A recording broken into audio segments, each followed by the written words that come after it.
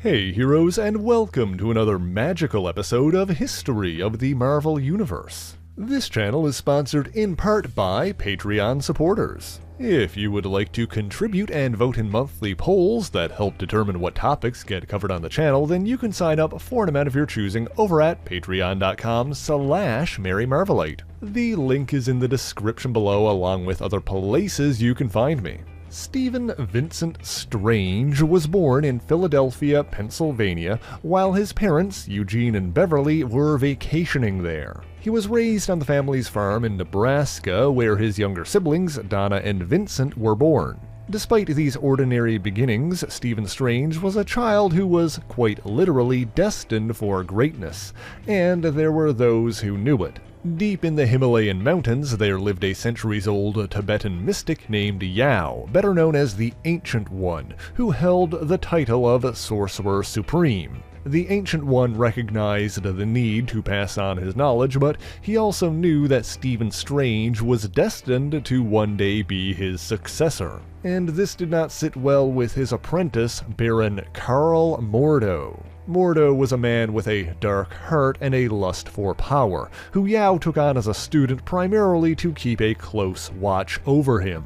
When Stephen Strange was about 8 years old, the jealous Baron tormented him with nightmarish demons in the middle of the night. Fortunately, the Ancient One took notice of this and protected the boy from harm. Mordo also erected mental blocks in Stephen's mind that prevented him from consciously remembering these events. However, he did so in such a way that the trauma of these hauntings would remain, causing Stephen to grow up feeling a dark presence lurking just beyond the edges of his perception. Another defining moment happened several years later when Stephen was 11. His sister Donna had fallen and twisted her ankle while roller skating. She was hurt and frightened, but Stephen ran to her side and knew just what to do. Seeing the relief on his sister's face and the trust that she placed in him, Stephen Strange knew that his role in life was to help people. It was then that he decided that he would be a doctor. Academically gifted, he graduated from high school and attended a pre-medical program in New York. His roommate was a man named Jonas Hilt, who also went on to complete medical school and become a doctor. Early in his college days, just as he was turning 19, Stephen returned home to Nebraska to visit his family. During this vacation, his sister convinced him to join her and her friends as they drove down to the lake. He didn't have much interest in swimming, but Donna and the others eagerly dove in. And then something went terribly wrong. Donna Strange swam out into the deeper waters, challenging her friends to chase her, but as she did, her muscles cramped, and she lost the ability to keep herself afloat. Stephen dove in after her as she sank beneath the surface, but by the time he found her, it was too late. Donna Strange was gone. Feeling as though he had failed his sister, Stephen's idealism faded, and soon he started seeking solace at the bottom of a bottle. However, this did not interfere with his talents, and after earning his medical degree impressively fast, he started a 5-year residency at a New York hospital. The next time he returned to Nebraska, it was near the end of this residency when his mother, Beverly, passed away. In the wake of that, he threw himself completely into his work, and by the time he was 30 years old, he had become a very wealthy and highly celebrated neurosurgeon.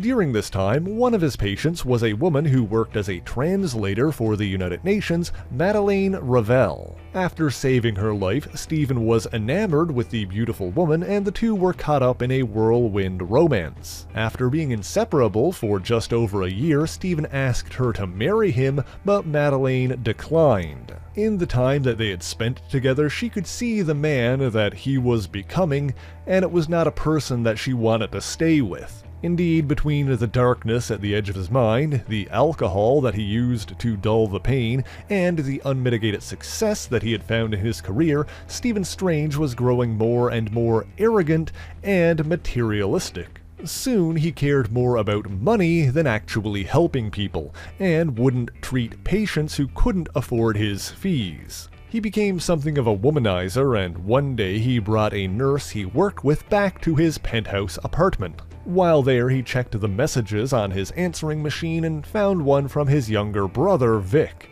It seems that their father, Eugene, had fallen ill and was in the hospital. Stephen, however, found himself unable to face another death in the family. Much to the young nurse's shock, he made excuses about not being able to fly home, and by the time he called Victor back 2 days later, it was already too late. Their father was gone.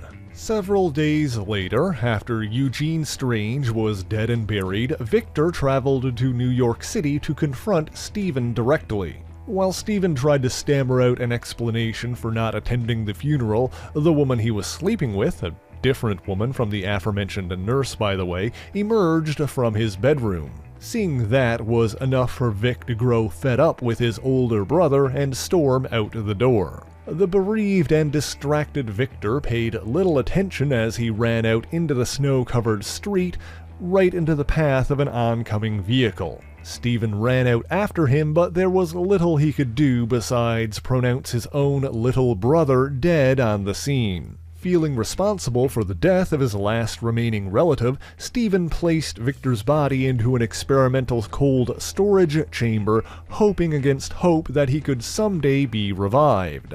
To the world at large, it seemed as though Stephen Strange had everything he could ever want: women, wealth, and the respect of his peers. The uncanny dexterity of his nimble fingers allowed him to perform delicate operations with more skill and success than any other surgeon. However, he closed himself off emotionally from the rest of the world, treating patients as little more than a source of income to continue his lifestyle, and seeing charity work as beneath him. Then, when he was around 33 years old, it happened. An accident that changed the course of his life forever. The story has been retold a number of times, and so there have been several explanations as to why it happened. Perhaps Stephen had a little too much to drink before he got behind the wheel, or maybe he was simply tired or distracted. It's been said that the pavement was still wet from a recent rainfall, and it's pretty well established that Stephen was driving his new sports car far too fast down a winding back road. One version of the tale even suggests that the trauma and darkness in Stephen's mind had taken so much of a toll that he intentionally attempted to end his own life. Whether that's true or not, the result was the same, as the car flew off the road and crashed. While Stephen blacked out, he did survive and was found when someone came to investigate the wreckage of twisted metal. He awakened in the hospital sometime thereafter and learned that his hands had been severely injured in the crash. When he was first rushed into surgery, it seemed as though he would lose them entirely, but a team led by a talented doctor named Nicodemus West worked tirelessly to save them. However, not even Dr. West could reverse the severe nerve damage in Stephen's fingers, and Strange received the devastating news that he would never be able to perform surgery again. The only thing he had left to give his life meaning had been violently and irrevocably taken away from him. He lashed out at West and others who tried to help him, while his old colleague, Jonas Hilt, tried in vain to calm him down. He rejected any who reached out to offer him consulting or assistant positions, as he was far too vain to work under someone else. He pursued every available treatment, legitimate or otherwise, spending his entire fortune searching for a cure that he would never find. In a matter of months, he was completely destitute, relying on the money from shady operations to fuel his alcoholism as he drifted from place to place. But as he wandered, he began to hear whispers and rumors of the Ancient One, the legendary mystic who supposedly could cure any malady. Desperate and with no other options remaining, Strange sold the last of his possessions and embarked on a solo expedition into the Himalayas. And against all odds, he found, nestled in the mountains, the Ancient One's Tibetan palace. Stephen headed inside to demand that the old mystic repair his hands, but much to his annoyance, the Ancient One refused. Strange cursed himself as a fool and dismissed Yao as a fraud, but before he could leave, the path down to the mountain was overtaken by snow. Forced to stay for the time being, Strange was introduced to the Ancient One's pupil, Baron Mordo. Strange was naturally skeptical of magic and sorcery, but soon he witnessed firsthand as the old mystic was beset by the vapors of Valtor. While the Ancient One was able to repel this attack with a spell of his own, Stephen couldn't help but show concern over the elderly man's well-being, as he was clearly old and tired. However, Yao insisted that he would never truly be able to rest until he found a worthy pupil to take on his role. Time passed and the snow began to clear, but before Stephen Strange departed, he came upon Baron Mordo summoning those same vapors he saw before while chanting to one called Dormammu. Strange intended on warning Yao, but before he could, Mordo cast a spell that prevented him from speaking, making him feel as though his mouth was held by an invisible iron clamp. Furthermore, his limbs were bound by mystical energy that prevented him from moving freely. Stephen finally realized not only that magic was real, but how dangerous such forces could be in the wrong hands. While humbled by this experience, he also deduced that Mordo's spell was only designed to affect him if he tried to warn the Ancient One, and thus he could still talk to him about other matters. Deciding that he would take on the task of stopping Mordo himself, he asked the Ancient One to instruct him in the mystic arts. Sensing that there was indeed goodness within Dr. Strange, Yao accepted and freed him from Mordo's spells. Yao revealed that he was fully aware of his pupil's schemes, explaining that he only kept Mordo around to keep him under control. With all of his cards on the table, the Ancient One asked Stephen if he still wanted to learn, and the doctor agreed. Initially, things were difficult as Strange adjusted to his new life, not the least of which was the peculiar food served to him by Wang, the latest in a long line of monks who had pledged their service to the Ancient One. Regardless, over the following years he dedicated himself to the study of the mystic arts, finding new purpose in the Ancient One's teachings. He learned about the different kinds of magic, how to tap into mystical energy from himself,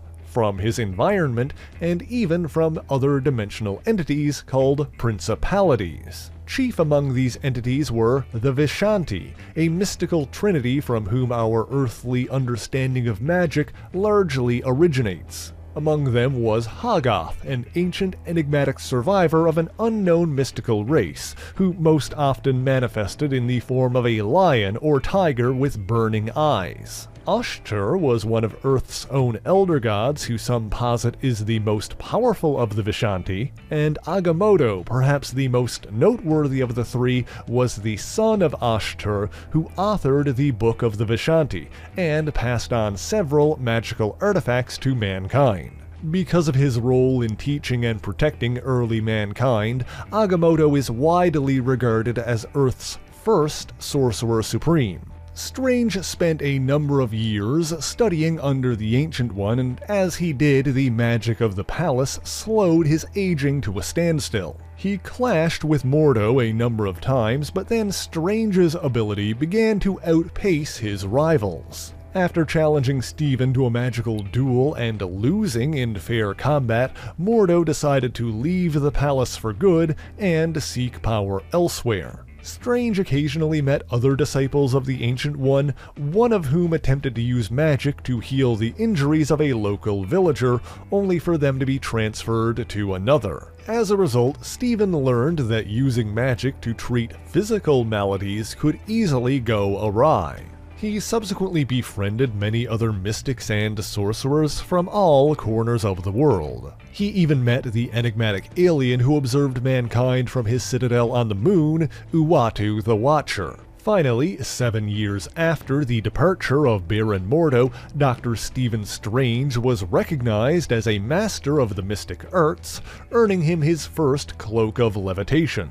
Believing that his student was ready, the Ancient One then decided to send Dr. Strange back to America. To mark this occasion, Yao bestowed upon Strange 2 of Agamotto's artifacts, the Enchanted Amulet and the All-Seeing Orb. And the first thing the orb showed Stephen was a dilapidated building located on 177A Bleecker Street on the corner of Fenno Place in New York's Greenwich Village. Traveling there for himself, Strange learned from the local realtor that the house had a colorful history. According to legend, the site where it was built was once used by Native American shamans to cast arcane spells. During colonial times, much darker rituals were carried out when the house there was occupied by a satanic cult. That original building was eventually destroyed, as were the next 5 that were built there, with most of them burning down under mysterious circumstances. Stephen recognized that the 7th structure, a 3-story townhouse that had fallen into disrepair, as well as the ground beneath it, had become a focal point for supernatural energies. As such, he decided to purchase the property and transform it into his Sanctum Sanctorum. He got to work, and after 6 months of rebuilding and modifying, the renovations were complete. Soon he was joined by Wang, who traveled there to serve as his aide and assistant, just as his ancestors had done for the Ancient One. Over the following years, Wang would become Strange's most trusted confidant and his closest friend. Strange soon made a name for himself, defending mankind from all manner of mystic threat. He developed a mysterious reputation, much like the Ancient One before him, and occasionally acted as a consultant for the authorities on occult matters. Among his earliest foes, perhaps the most noteworthy is Nightmare, a dream demon who fed on the psychic energy of sleeping humans. He also had many more encounters with Baron Mordo, who continued to be his most long-standing foe. Meanwhile, the world itself began to go stranger as superhuman adventurers and masked vigilantes appeared with increasing regularity. The Marvel Age of Heroes had arrived. Strange was initially aloof regarding non-magical matters, although his reputation led to him being contacted by the Fantastic Four, and he ultimately became an ally to many of Earth's heroes. It was during this era that he first battled the dread Dormammu, ruler of the Dark Dimension. On his first trip to that realm, Stephen also met a novice sorceress named Clea, the daughter of Dormammu's sister Umar. From her, he learned that the Dark Dimension was under constant siege by powerful, primitive beings called the Mindless Ones, and that it was Dormammu himself who kept his people safe with a mystic barrier. In the ensuing duel with Dormammu, Strange found himself unable to penetrate the defenses of his vastly more powerful opponent. However, he was able to put up enough of a fight to drain Dormammu's energy, weakening the barrier that kept the Mindless Ones at bay. And so, to save the innocent denizens of the Dark Dimension, Stephen Strange aided the Dread One in repelling the mindless attackers. Now in the Sorcerer's debt, Dormammu agreed to spare both the Earth and his niece Clea,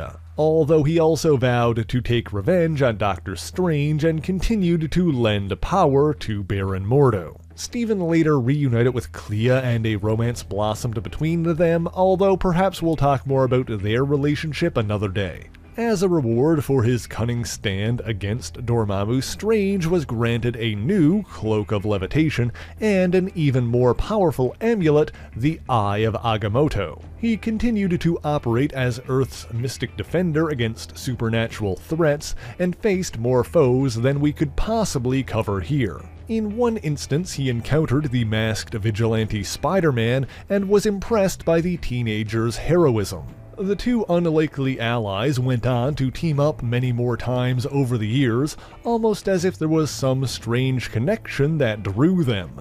There was even a time in which Strange also adopted a more traditional superhero costume with a full face mask. That was initially done because the villain Asmodeus, not to be confused with the demon of the same name, stole Strange's visage, forcing Stephen to alter his appearance to re-enter the Earth dimension. Although he subsequently saw the value in maintaining a secret identity and kept the mask for a while. The cosmic entity Eternity later aided this endeavor, altering reality so that his legal name became Stephen Saunders. Following this, he encountered a powerful demon race called the Undying Ones, and manipulated on different occasions Namor the Submariner and the Incredible Hulk into helping fight his battles. When that threat was quelled and the Earth's defenses were fortified against mystic incursion, he began to question if the world still needed him. Thanks to Eternity, only a few people knew that Stephen was Doctor Strange, and so as Stephen Saunders, he began doing the medical consultant work that he once thought beneath him.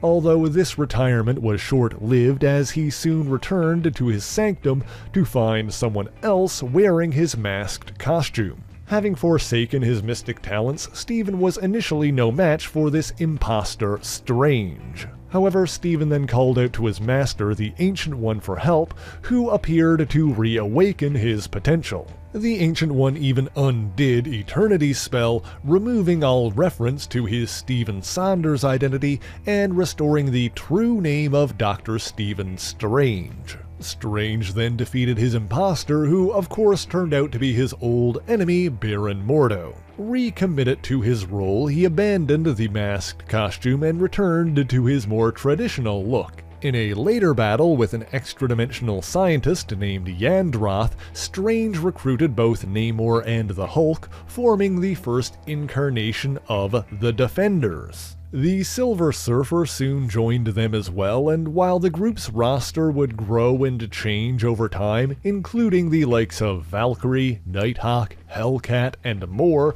the Defenders would remain a loose-knit group with no real organization for as long as Doctor Strange was involved. In the meantime, Strange also had many more solo adventures protecting the Earth from mystical menaces. One of the most noteworthy of these was Shuma-Gorath, an entity so vast and powerful that the entirety of its true form would be incomprehensible to mortal minds. This creature sought the Ancient One's mind as a conduit so that it could be reborn on Earth, stealing the Sorcerer Supreme's power in the process. Recognizing the danger, Strange was left with no choice but to end his own master's life, which the Ancient One also realized and accepted. Shuma-Gorath's plan was thwarted, and the Ancient One's spirit joined with Eternity to become one with the universe itself. Yao passed his powers, possessions, and responsibilities onto his pupil, and while Strange inherited the role of Sorcerer Supreme,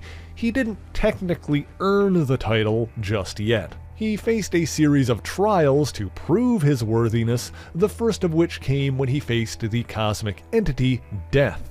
In this encounter, Stephen was forced to accept that death was not an evil to be feared, but a natural part of life. Having achieved this enlightenment and expelling his own fear of dying, Strange was granted agelessness, ensuring that his own death could only ever come about as a result of outside forces and not from old age. Strange continued facing trials and tribulations in his role as master of the mystic arts, battling magical foes both old and new. Then, eventually came the day when the ancient sorcerer, Aged Genghis, called together the Earth's greatest mystics to engage in a centennial competition on behalf of the Vishanti. Many powerful sorcerers clashed in the ensuing melee, but in the end, Dr. Stephen Strange stood victorious and was officially recognized as the Earth Dimension's Sorcerer Supreme. As the runner-up in the competition, Victor Von Doom earned a favor from the winner and enlisted Strange in a mission to free his mother's soul from Mephisto's hell. Of course, there are many other stories involving Doctor Strange that we could talk about. We've already looked at Baron Mordo, Shuma-Gorath, and Agamotto and the Ancient One elsewhere on the channel, so check out those videos if you want more magical tales. In the meantime, that is all I have for you this week, and thank you so much for watching this video. If you enjoyed it, be sure to leave a like, subscribe to the channel, and share it on your favorite social media. As always, the issues referenced in this video are listed in the description below if you would like to read them for yourself, as well as links to other places you can find me. I'd like to give a special shout out to all of my Patreon and Ko-fi supporters, Twitch subscribers, and YouTube members who help make the channel possible. By signing up for any ongoing amount on any of these platforms, you'll get your name in these special thanks here, but Patreon is the one that helps determine what topics get covered on the channel via monthly polls. And of course, I do need topics for patrons to vote on, so if there's anything in particular that you want me to talk about, let me know in the comments. But that is indeed all I have for you this week, and so until next time, true believers, Excelsior!